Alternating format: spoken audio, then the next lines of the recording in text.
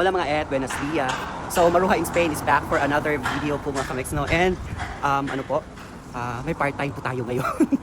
Again, so wala kasi tayong regular work. So tiis-tiis lang. Ganun talaga yung buhay. Sana meron din soon, magkaroon din. So may masahe ako ngayon, magkikilot ako. Parang magaling.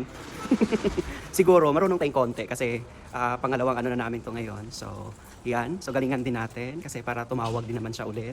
Mahirap na kung hindi. Extra din yon. So kahit anong work dito mga kamix, pinapatos ko na. Basta lang makasurvive tayo. So ganun talaga. Just mio.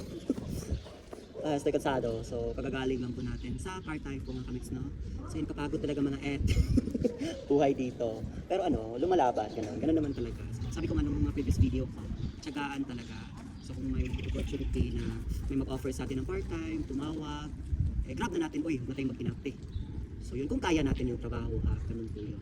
So yun po, per hora din po yung bayad. So yung yung per hora po yung bayad po natin kanina sa part-time natin. And kailangan po talaga natin ng pressure. Kasi alam ka naman, maghihilot ka latoy-latoy. Iba kayo hindi na tumawag, di na bumalik, matagamba. Isudpod, lainsad. Sayang ang euro, no?